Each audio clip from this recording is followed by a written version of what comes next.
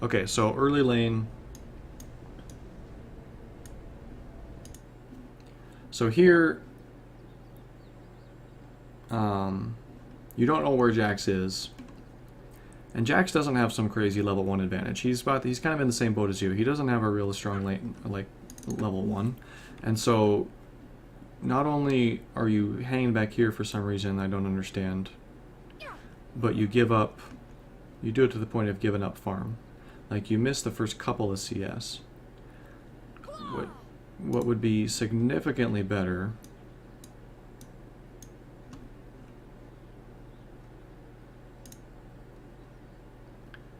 is, as the minions are walking in the lane, walk in front of them. If he doesn't show up to stop you or something, walk in front of them and pick up the aggro of all 6 of these minions, or at least the first 3. So the little, the little sprite on top of their heads pops up, so you can see that they're targeting you. Get at least the melee minions to target you, and then duck, and then kite them back, to about mid, and then duck into the bush. What that'll do is all 3 of them will then target this first minion, rather than kind of onesie twosie floating in and they're targeting a couple of different minions. Ideally, you want to get all 6, but at least the first 3, and ideally the first 4 or 5. Get them to target you, and then duck into the bush, and they will immediately switch targets to the closest thing, which will be the firstmost minion. They'll nuke that minion down, they'll focus fire him down, and that'll create a 6 minion here, 5 minion here situation, and the lane will start to slow push your way, which will immediately create a bit of an advantage, because you don't have to overextend so much. And so anyway, so that's a little trick you can do. At the very least, though, you want to be up here where you can pick up those first couple of farm.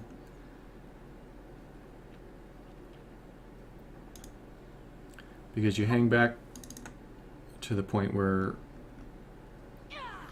you miss 2 CS, and then he just immediately has an advantage. Dude, stop.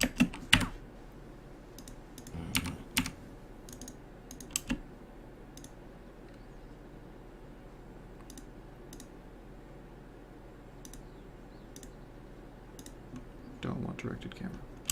Okay, anyway.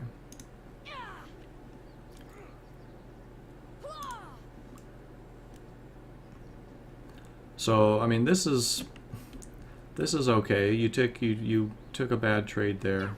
There's a few times where, I mean, as Irelia, you always want to be looking to jump and stun. Right now, you're in a situation you have lower health than him, so you would be able to stun him. So you have a couple of minions here that are getting pretty low. I'm not sure if you have enough damage to just execute this minion or not, but this is a situation where you can jump to this minion, jump to him. You can even just jump straight to him, honestly, or do the other way around. Jump to him, stun him, auto attack, dash to the minion, get away. Or dash to this minion, because it's probably going to be low enough to do it too. Again, you have a minion that's low here, look to jump to him, stun him, auto attack, use the minion to get away. If you really feel like he has an advantage, right now he has a level 3 advantage, so yeah, back off, get him to about, and now this is the time where you want to be calling for jungle pressure. Warwick doesn't have a lot of early pressure, but okay, so he's forced you back to turret. So at this point you just want to clean up this farm. Melee minions take 2 turret shots, auto attack to kill. Caster minions, auto attack, let the turret hit it once, auto attack to kill it. Obviously, since some of these are low, it's going to be a little trickier. You probably won't be able to get all of this. But with your Q, you should be able to pick up most of it, honestly. So you dash to that and kill it. Dash to that and kill it. Dash, dash, dash, dash, dash. Just use it, spam it to pick up this farm. Don't lose farm. You can come back and earn a pretty large dominance in lane just by having a farm advantage. A kill is worth about 15 to 17 CS, depending on what type of minions it's made up of. So if you can get a wave or 2 ahead of your opponent, it's like being a kill ahead in terms of gold and item advantage. You don't know where he is, so you ping it. That's good. I don't know why you're backing off here. I guess you're afraid of a jungle gank, which is, I mean, you have a ward, so you're fine. There's no reason to back off. You have flash up. Right now you're in a situation, oh my gosh, this is where, like right here.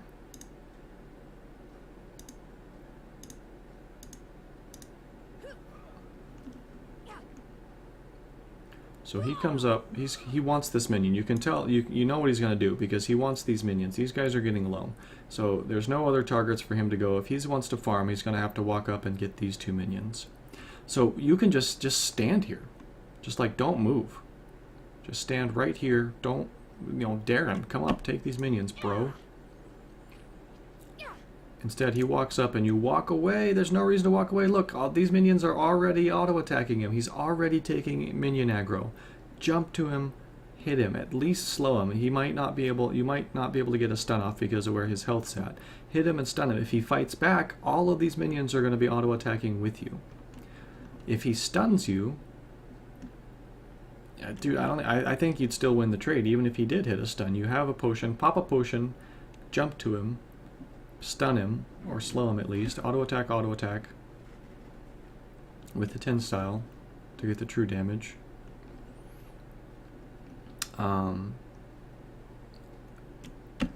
Worst case scenario, you have flash up. It's not, but he's not going to win a trade in a minion wave like this. He has 700 health. You have 800. You have almost 800 and almost 900.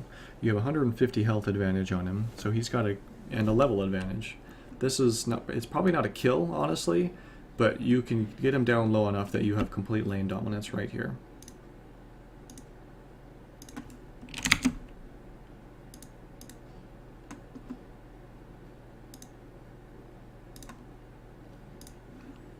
Okay. I think this kind of thing happens again here in a second.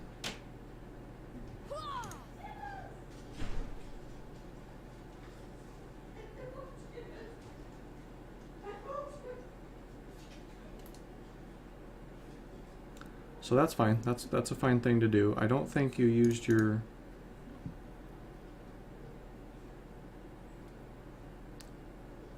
Equilibrium Strike though, which doesn't make any sense. Jump, Equilibrium Strike, and that gives you a free auto or two more. Even if it's not a stun, it'll give you an extra auto attack or two. And an extra auto attack or two with the amount of damage you're doing, that puts him down below half health. He's at like a third health if you get those two extra auto attacks off. So, and then again, that's just dominance. Then he doesn't have any way to get back and do anything to you at that point. So you kind of did it there. That's good. You got the Equilibrium Strike, but then it was too late is the problem. This whole situation right here, just go back to base. You have 800 gold, or 900 gold. That's enough to buy Ruby Crystal, Longsword, which are the first two components of a phage, some potions, and a ward. Because you've got 760, yeah, some potions and a ward. And then if he shoves, you're okay. You have teleport. You can get back before he shoves it to lane and you start missing CS. If he doesn't shove, he's just sitting here. He's freezing the lane. He's freezing on you. There's not a whole lot you can do about it without overextending. So if you do happen to know that Rek'Sai's down here, yeah, then you see, okay, Rek'Sai's bot. I know he's not ganking me. You can see Blitzcrank, so maybe you do decide to risk it. He's low. I'll go try to be aggressive and shove the wave into his turret. Sure, I guess that's definitely a decision you can make. But if you had gone back to base at like minute 5, then you could have been back in lane by now with an item advantage, and he's still here at half health. And then you probably do pick up a kill when you finally dive on him at this point here. Oh my gosh, yeah, see, I don't know why you're back so far.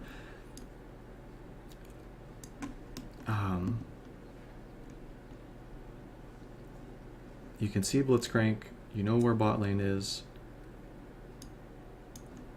Even if Rek'Sai shows up, what's he gonna do? Jax has 250 health. If Jax jumps on you to fall up on a Rek'Sai gank, you can delete him. So there's no reason to be playing back so far. Jax is overextending. He took a whole bunch of minion damage. If you had been closer, you could have jumped on him instantly and killed him. So he flashes to get away. You take a couple of turret hits, which is not good. Obviously, you don't want to chase that far. But he's still freezing. You're playing back too far again. A summoner has disconnected. A summoner has reconnected. That was okay. Let's see. Once again, okay, so now at this point, now if you weren't going to go back before, and who knows what the situation would be, now you really, really, really need to go back, because now at this point you truly don't have any idea where Rek'Sai is until he's wandering into your ward here.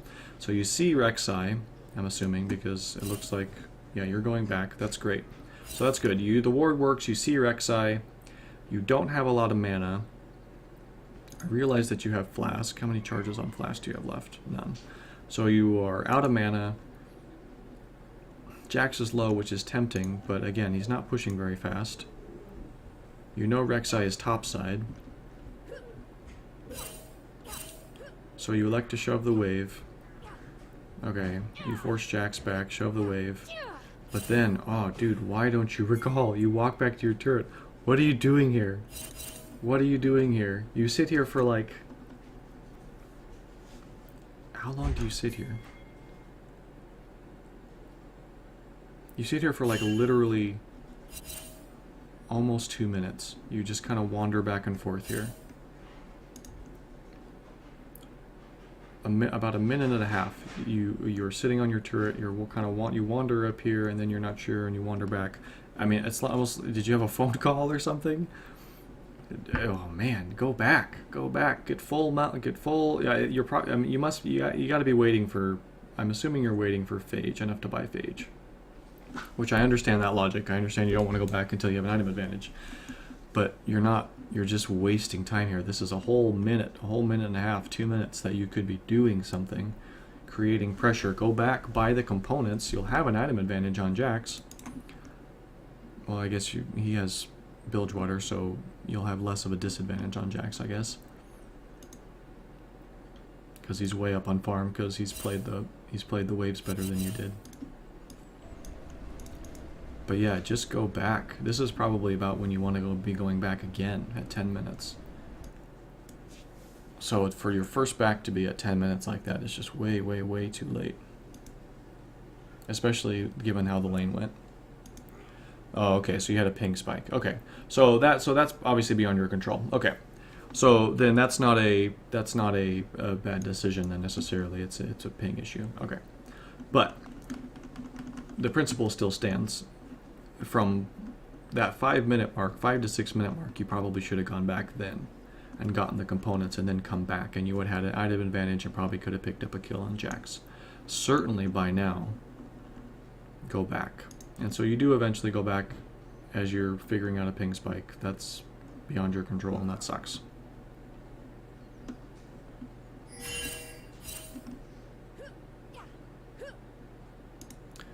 Okay.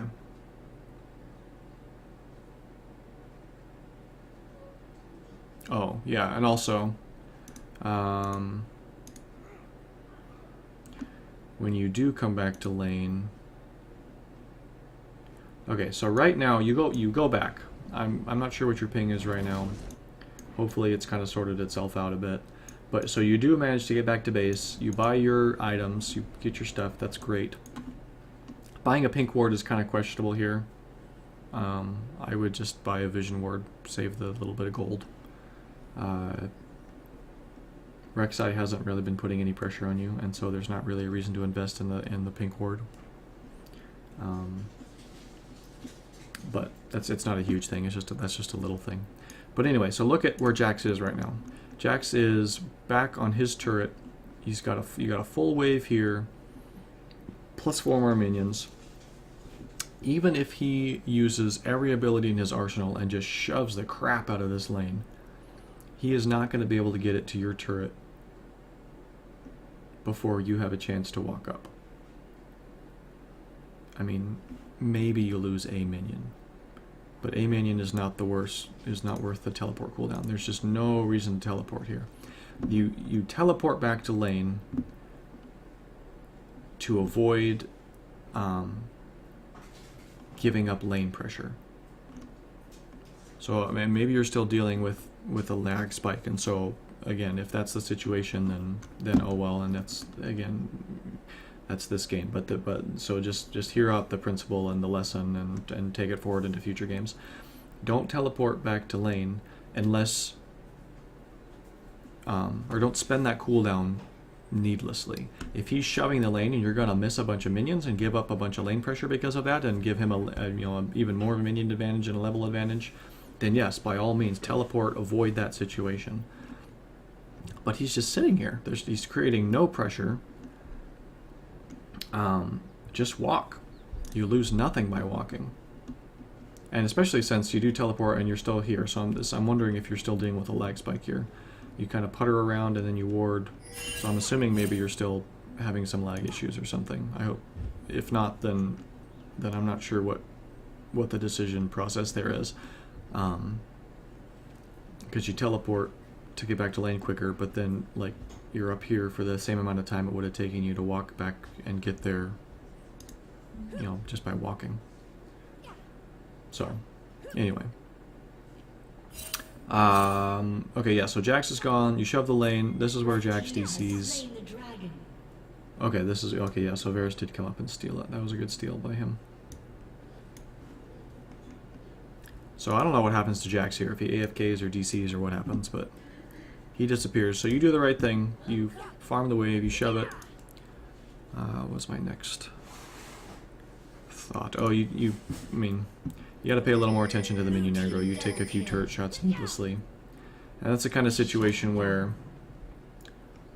the reason it's, other than just in general, you don't want to take turret shots needlessly. The reason it's bad, even more so, is because you would be at more like 2/3 health rather than, whatever this is, a little less than half.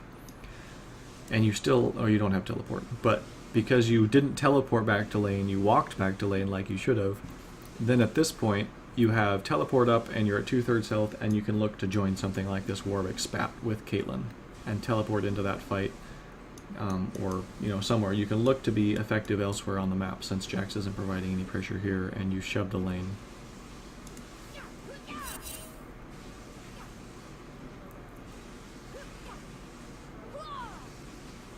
Okay.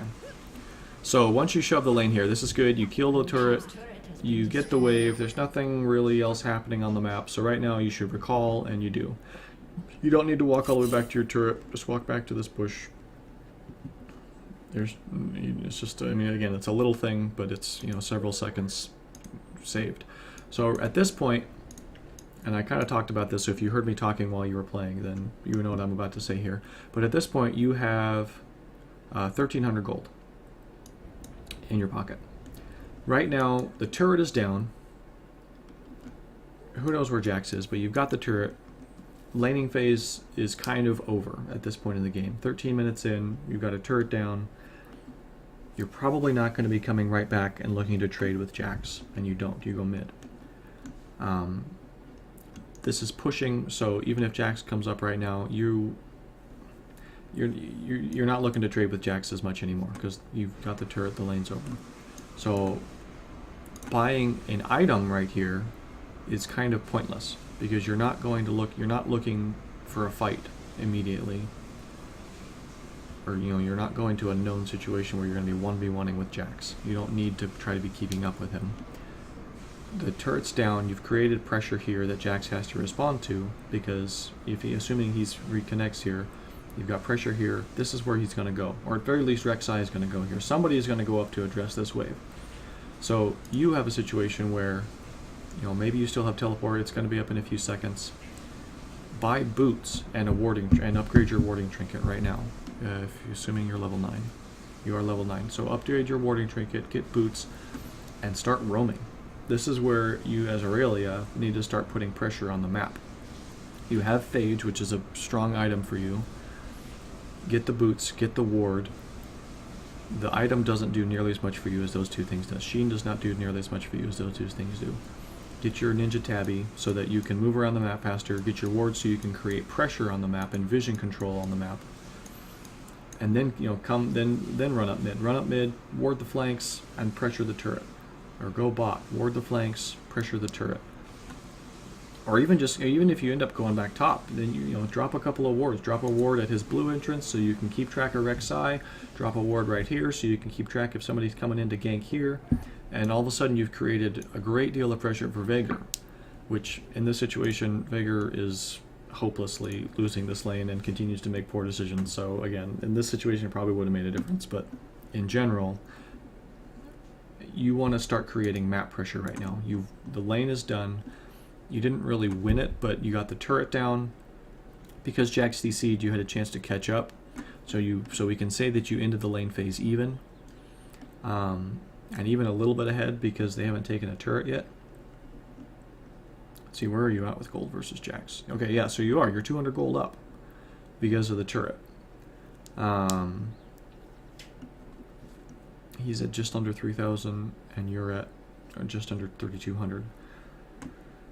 So you've won. So you came out of lane phase ahead.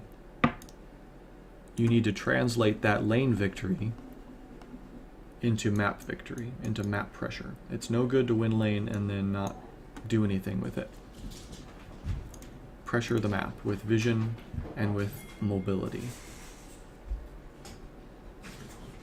Okay, so Veigar dies hopelessly again. Whatever. Here you go after Blitzcrank. So the initial trade where you jump on him, that's fine, I guess. Just gonna look at it again real quick. I realize he's not the support; he's the mid laner. But I mean, you can look at his items. He's got a Rod of Ages, which is you know has some tankiness to it. He only has 2 stacks, but he's got health. Blitzcrank's passive gives him a pretty massive shield since he has full Nana right now. So he's going to be hard to kill, and he has 2 levels on you. So this is not somebody that you can just delete or burst down immediately. This would take an extended trade for you to be able to kill him. Because he's lower health than you, you can't stun him either. So you ult, which is fine to wave clear, that's fine. And then you jump on him, which again, right here, I mean, okay, sure, you hit him and he does a little bit of damage back to you, but you win that trade. You take his ignite. Did he ignite you? He ignited you. Okay, so you've won. Right here, you've won. Leave. Don't chase. You gain nothing by chasing. He's going to get to the turret. He's Blitzcrank. He has a pull. You've won. You've gotten his ignite down. His ult has a 30-second CD, so that doesn't matter. But you opt to chase just a step too far. So stop like right... Oh, his ult wasn't even up. How did he get so much damage on you?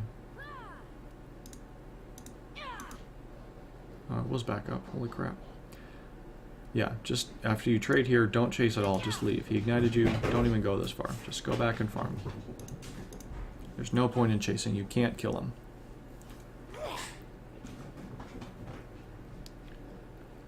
And you already won by taking a summoner spell from him. But instead you had to burn a flash, which is not an even trade. Okay. Blue team's turret has been destroyed. Let's go forward a bit.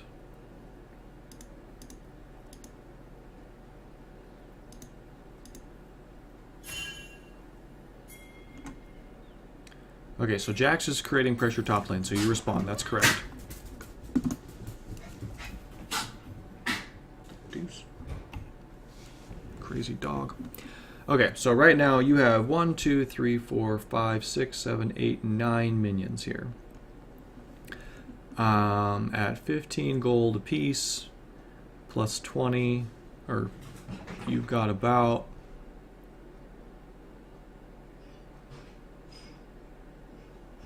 Can't do math right now. You have almost 200 gold here.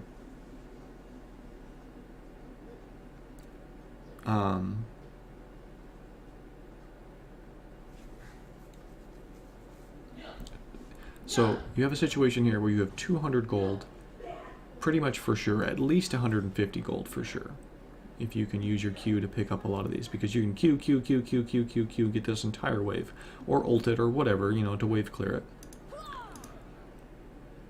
Sure, jump on Jax, I guess, once, that's, you know, that's fine. You equilibrium strike him, but then he leaves, and, this is 100 gold. Almost. 1, 2, 3, 4, 5, 6. This is a whole wave. That's 100 and... That's 100 gold. Just about right there. That you just leave to die. And you chase Jax, and you chase Jax, and you do end up killing him. So, this is a...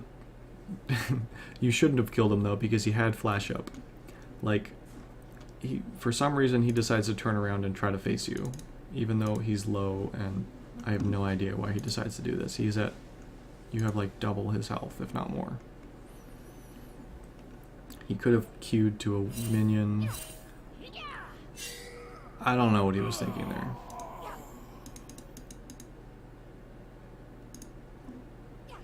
Anyway, he could have gotten away from that. Or at the very least, he could have dragged you like all the way the frick down here. You did get the kill. But in general, that's not worth it. That's not worth giving up all that certain gold for a maybe, for some maybe gold by chasing down a kill. Okay. Let's see. So you guys got dragon. So you have the dragon timer.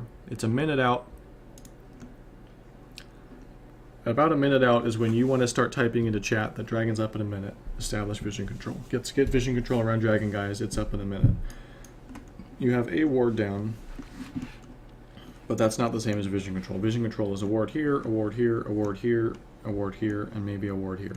You want to be able, you know, at least most of those wards down so that you have control of this area of the map. So if they come to contest, you know exactly where they are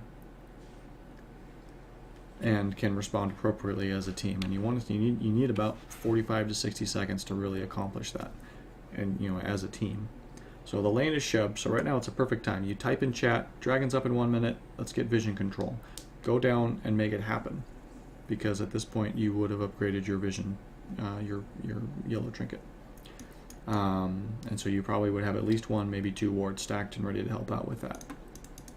And Soraka has a full sight stone as well. But instead, we don't have any vision control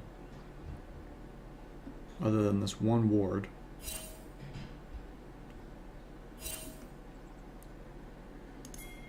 And we end up losing dragon for it. I mean, it's okay too. You want to go back to base, whatever, but then head straight for dragon. Head straight for dragon. It's up in 30 seconds. And you want to be telling your team this whole time too. Dragon, dragon, dragon, dragon. Okay, so this is, I know you're not involved in this fight, but this fight, I see why it's so tempting, but it's just not a good idea. This is a risky fight. It's super deep in their jungle. You don't have vision control of this area. You have a little bit of vision here, so you see Blitzcrank, but you don't have good vision control for, you don't know where Rek'Sai is. This fight is super risky. You're low, he's low, Warwick is full health, but he doesn't have enough damage yet to really be super effective. So you do kill Caitlyn, but then Rek'Sai shows, or Blitzcrank murders Varus here, I'm assuming, yeah. And then with Warwick, he gets a double kill. But I mean, that's it. The point is, yes, he gets a double kill. You do come out okay. I think Rek'Sai kills him here. Yeah, so you end up dying. Even if you just leave after this Warwick double kill, even if that's what happens. Both Warwick is super low now. Soraka is super low. Caitlyn is, or Varus is dead. So you've created a situation where you can no longer do dragon. You pick up the turret here, which is, or you try to pick up the turret, which is good. But you've created a situation where you can no longer do Drake because of this fight. You chose this fight instead of waiting for this fight. This is the more important fight because this is the objective. This is what you want to be fighting over. Unless you have a 100% secure, we can delete this guy without taking any repercussions. Wait until, make them come to you, make them fight on your terms instead of chasing them into their jungle and fighting on their terms. So even if you come out with a Warwick double kill, he's low enough that taking Drake is super, super risky, Soraka's low, so she's super risky. You know, it's a 3v5 or 3v4, but Rek'Sai would be at full health or healthy enough to dive in and disrupt Dragon. He could kill Warwick and smite steal it. Blitzcrank is big. So anyway, the point is to save that fight. When you're about 30 seconds out from Dragon, do not look to fight unless you've caught somebody or have set up a fight specifically to win a fight before Dragon comes up, because you want to save that fight for when you can secure the objective afterward. So anyway, I know you weren't involved in that, but that's just in general. So you did the right thing there. When you saw that all happening there, you went to push the middle tower at objective, so that's good. Jax ends up showing up and Veigar ends up dying because this Veigar, that's all he seems to be able to do this game. But anyway. And then yeah, so that's the situation. They get Drake then because of all the events leading up to that. So they're at 3, you guys have 1. They already have a sizable advantage rolling into mid game because of that. Or rolling into late game. Or mid game, I guess it's not late game yet.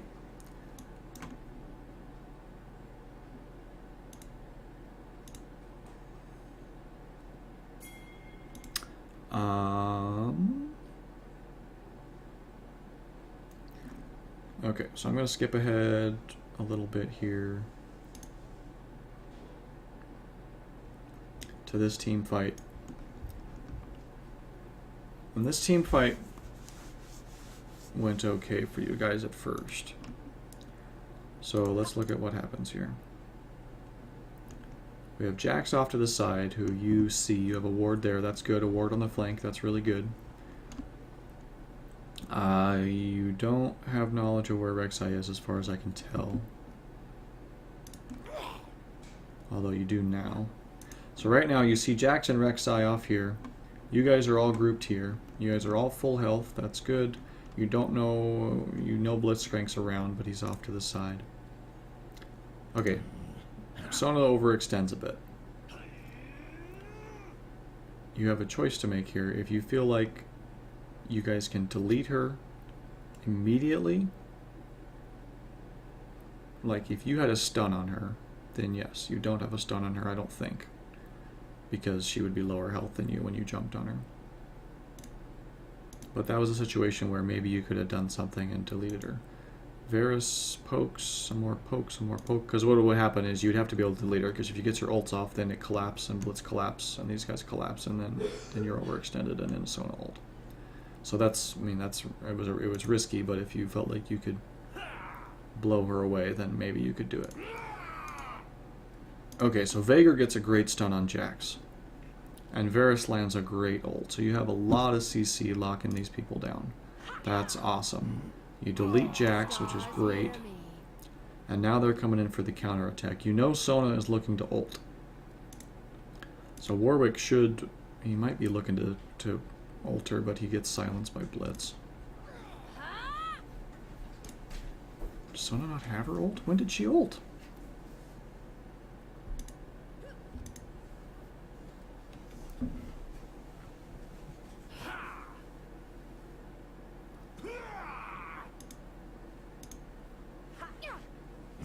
Oh, there. She only caught Varus with it. Okay, so never mind. She blew her ult. She wasted it. So once Sona's ult is down in a team fight like this, she's effectively a nobody. She doesn't have a lot of damage. She is providing auras and stuff to her team, so she's not like nothing. But her ult is her big team fight contribution. So if that's down, essentially she becomes a very low priority target. So you kill Jax, which is really good. But Warwick walks past Caitlyn to do damage to Sona for some unfathomable reason. Then he ults Caitlyn, and oh my gosh, see, you kill Caitlyn. You're tunneling on Sona. Why Sona? Sona does nothing for this team fight. Her ult's down. Kill Caitlyn, delete Caitlyn. And instead, Caitlyn gets away, or even if she ends up dying, she's taken way too much time to kill. And so this whole time that Warwick is chasing Caitlyn, and you're chasing Sona for some reason, even though she's contributing nothing to the fight, Rek'Sai and Blitzcrank are deleting your backline. Veigar is already really low and squishy. Varus is low. So yeah, so Warwick eventually gets the kill, but it's too late by that time. He's been away from the fight for too long. You chase Sona under her turret and don't even get a kill, and you've been away from the fight for so long. That whole time, well, you should have killed Caitlyn with Warwick, and then both of you turn right back around and kill Rek'Sai or Blitzcrank. Shut down. So Rek'Sai goes down. So overall, you guys win that team fight. It was a three for none. So it wasn't like a disaster or worst thing in the world. That's not the case. But it could have been so much better. You could have had a really clean Jax, Rek'Sai, and Caitlyn dead. Maybe Blitzcrank too, because you would have been in the mix so much sooner here. That probably could have been a 4 for nothing. Sona would have gotten away because she booked it. But you probably could have gotten 4, and then that 4 for nothing results, and much sooner too, so these death timers would still be longer. You shove this turret down. Why is Varys not shoving the turret down? Holy crap, dude.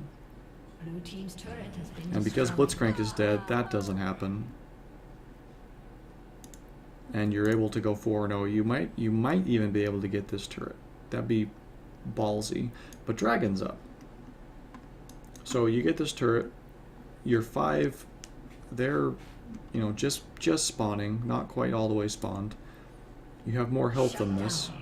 So anyway, it could have been fought cleaner, and then the result would have been not only this turret, but maybe this turret, or at least the free dragon.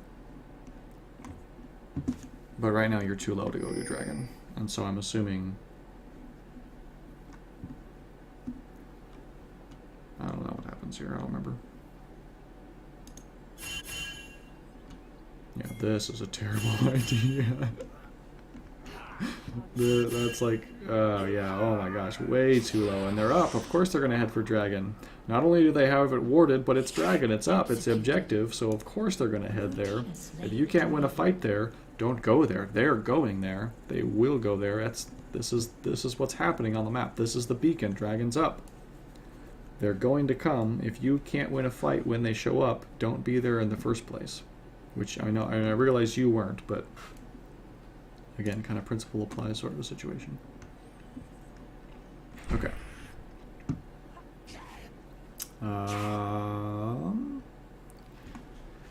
Moving forward a little bit. Red team's turret has been destroyed.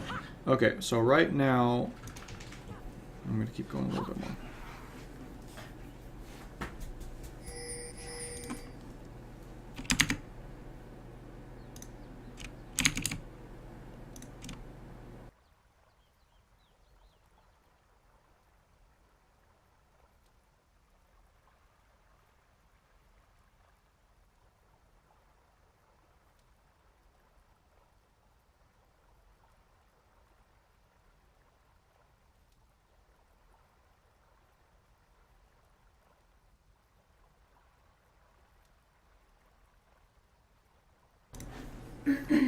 Okay, sorry. Oh,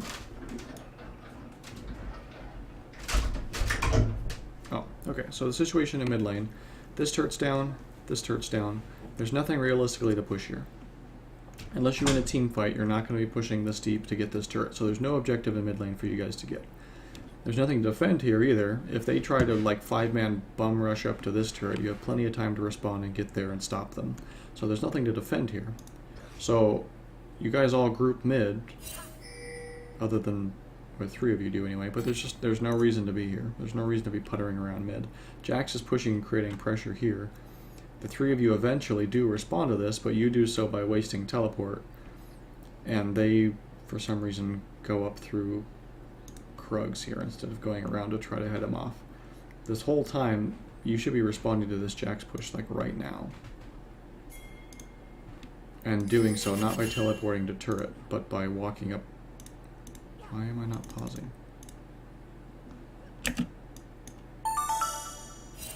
Okay, so pause is broken, I guess.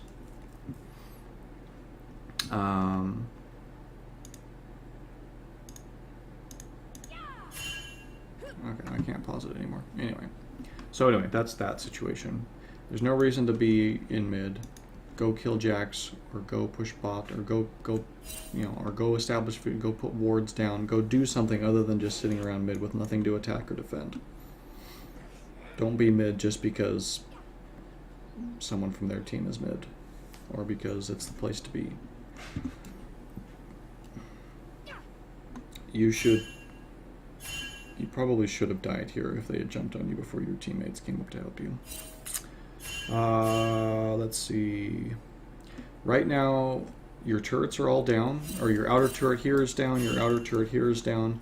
So you need to have vision right here, and right here, and also right here, ideally. In a perfect world, you'd have 4 wards. One here, one here, one here, and one here, because you have no other vision. If they could walk all the way up mid lane, take a left here, walk all the way up through your jungle and here, and you would have no idea. They could gank you from their base by walking all the way through up here and kill you right here, and you would have no vision or warning of it, because you have no turret here and no turret here to provide vision and to stop minions from just dying or whatever. So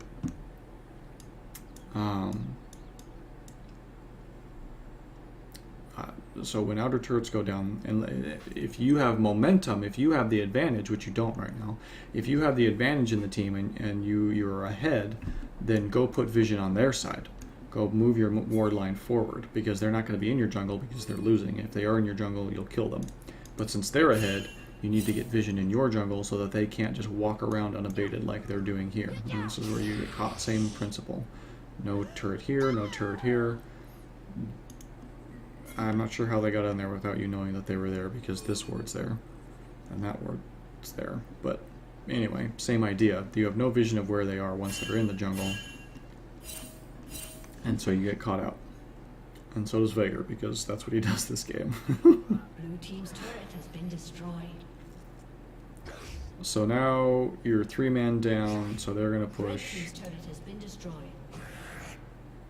Killing spree. Warwick shouldn't be there. They don't punish him for it, but he shouldn't be there. Just give this up. You can't contest it. You're 3-man down. That's good. That's the right decision. And then you guys surrender, which I understand the desire to surrender. It's a pretty frustrating game, but you have all but one outer turret down. You're not that far behind. You're 3,000 gold down, 3,500 gold down. It's not an insurmountable lead. The way you come back from a loss or from a deficit like this is vision control. Get the wards in the jungle. Get wards in the jungle. Wards in the jungle. Get vision control and create some picks. You have a decent team fight and a decent pick team with the crowd control you bring to the table between Veigar, Warwick, and Varus, and you for that matter. Your stun's pretty long at this point.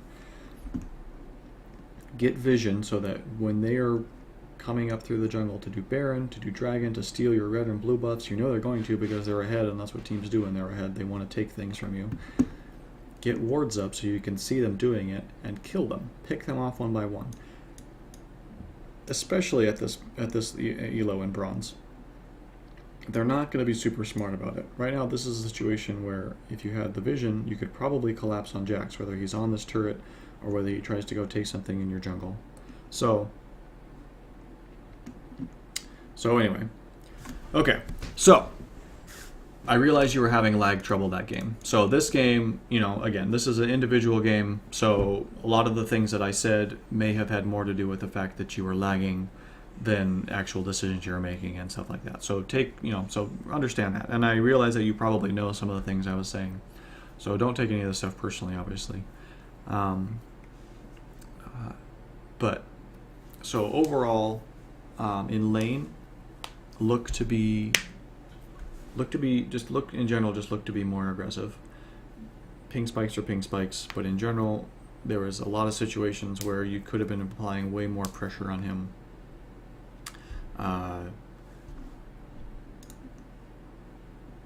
And come out ahead in that lane phase, or at least not nearly as far behind.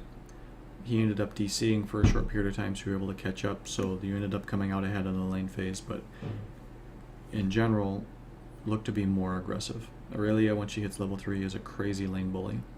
Look to pressure that, push it harder. Other than that, look to translate once you get out of lane phase, whether you won or lost, but especially if you won, look to translate that into map pressure. Get vision down, get boots so you can move around the map better. Look to take your lane victory, or even your lane loss, but once lane phase is over, whatever happened, look to translate that from a lane outcome in your lane into a map outcome. Go take your victory and take it to mid lane and help Veigar get ahead, or go teleport gank bot and help get them get ahead. So go take mid turret, then go take bot turret, or whatever the situation is, or go make sure dragon is secured. And then as you moved into the later game, vision control really fell apart.